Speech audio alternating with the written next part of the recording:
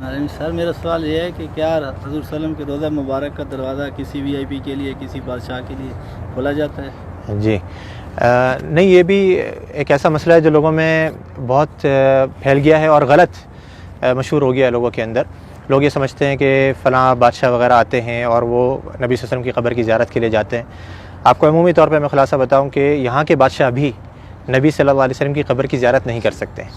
क़ब्र की यानी कि क़ब्र तक नहीं जा सकते हैं। सही, हम भी जो जाते हैं, आपने देखा होगा हम कहाँ तक जा सकते हैं?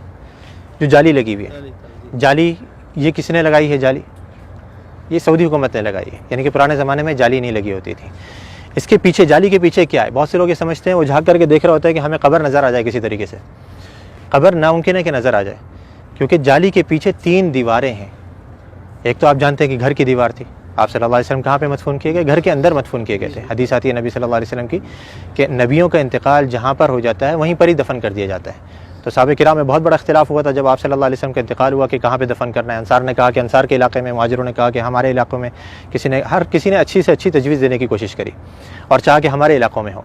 करीब था कि तलवारें निकल जाएँ। हज़रत अबू बकर रज़ियल्लाहु अन्हु आए और आकर के हदीस सुनाई कि मैंने नबी सल्लल्लाहु अलैहि वसल्लम से सुना है कि नबी का इंतकाल जहाँ हो जाए वहीं दफन कर देना चाहिए। तो सहाबा किराम ये थे कि जो अभी जंग छिड़ने वाली थी, फ़ौरन तलवारें अपने बंद कर दी गई। और सारी हमारे दरमियान में भी यही होना चाहिए कि जब हदीस आ जाए तो हमारे दरमियान किसी भी किस्म का इख्तिलाफ हो वो फ़ौरन ख़त्म हो जाए। तो आप सल्लल्लाहु अलैहि वसल्लम को दफन किया गया कहाँ पर? देखा गया कि आपका इंतकाल हुआ है हज़रत आयशा के घर के अंदर। आप सल्लल्लाहु अलैहि वसल्लम हज़रत आयशा की गोद में सर रखे हुए थे।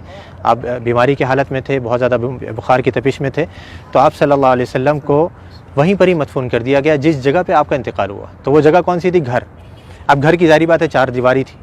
4 दीवारी के बाहर कुछ अरसे के बाद पुराने ज़माने में ही एक और दीवार बनाई गई जिसके 6 कोने थे।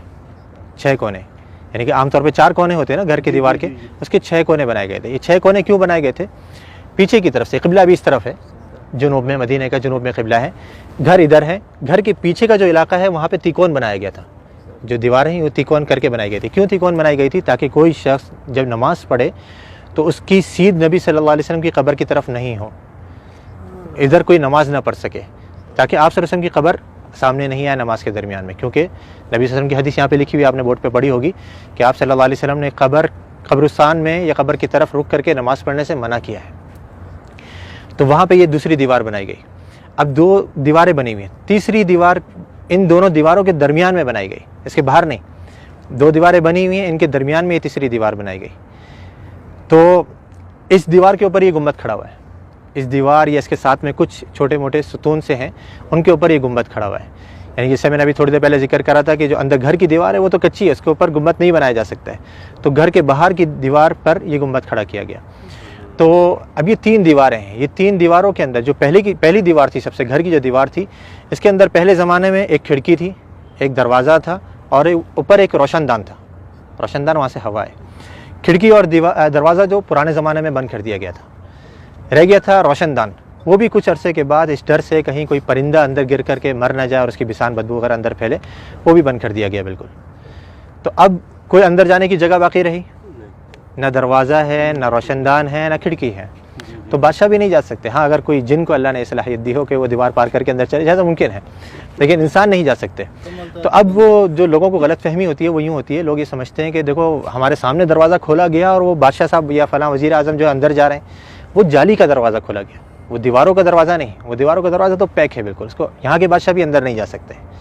तो वो जाली जो अभी सऊदी हुकूमत ने लगाई है वो इसलिए लगाई है कि पहले ज़माने में लोगों ने घर की दीवार से बरकत लेनी शुरू कर दी थी, उसको चूमा चाटी या उसे मसा करना, उसको छूना।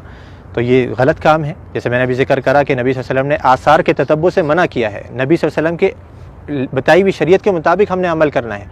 आपने कैसे सलाम करना है नबी सल्लल्लाहु अलैहि वसल्लम के ऊपर, आप वो सलाम करेंगे आपको अजर मिलेगा, सवाब मिलेगा। आपने जो सलामती की दुआ करनी है हज़रत अबू बकर सिद्दीक़ के लिए, उमर फ़ारूक के लिए, उस पर अजर मिलेगा। सुन्नत के कामों पर आपको अजर मिलेगा। लेकिन दीवारों की चूमा चाटी करना, या जैसे बहुत से लोगों को देखा जाता है मस्जिद नबवी के दर व दीवार को अभी भी वो अपने रुमाल उतार करके उस पर फेर रहे होते हैं कि उसके अंदर बरकत मुंतकिल हो जाए, या कोई एहराम का कपड़ा लाया हुआ होता है, या कोई टोपी उतार करके उस पर फेर रहा होता है। ये सब गलत काम है। तो ये पुराने ज़माने में जब शुरू हुए तो उस ज़माने के जो उलमाए किराम थे, लोग कहते हैं ना ये वहाबी, तुम तो इस ज़माने की पैदावार हो, हमें बेचारे हम वहाबी कहते हैं, हम तो अपने आप को वहाबी नहीं कहते। तो ये जो वहाबियों के अक़ीदे हैं ना, जो उनकी नज़र में वो पुराने ज़माने से चले आ रहे हैं। तो उस ज़माने के अंदर ये दूसरी दीवार बनाई गई, घर के दीवार बाहर एक और दीवार बनाई गई ताकि लोग घर की दीवार तक नहीं पहुंच सकें। अब वो कुछ अरसे तक नई नई दीवार थी, लोगों को मालूम रहा कि भाई ये तो नई दीवार है, कुछ नहीं करना यहाँ पे, लेकिन आहिस्ता आहिस्ता फिर नई नस्लें आती रहीं, वो समझे कि ये भी घर की दीवार है, फिर उलमा ने एक और दीवार बनवा दी। फिर आखिर में सऊदी हुकूमत ने कहा कि हो सकता है लोगों के जहनों में ये चीज़ रहे कि दीवारें हम बनाते रहेंगे तो समझेंगे घर की दीवार है, तो हम जाली लगवा देते हैं। उन्होंने जाली लगवाई, लेकिन लोगों ने फिर भी नहीं छोड़ा, वो जाली को भी चुमा चाटी के लिए फिर आखिरकार मजबूरन सऊदी हुकूमत को वहाँ पे पुलिस वालों को खड़ा करना पड़ा या हया वालों को खड़ा करना पड़ा, ताकि वो लोगों को समझाएं और आराम से बताएं कि भाई ये चीज़ गलत है।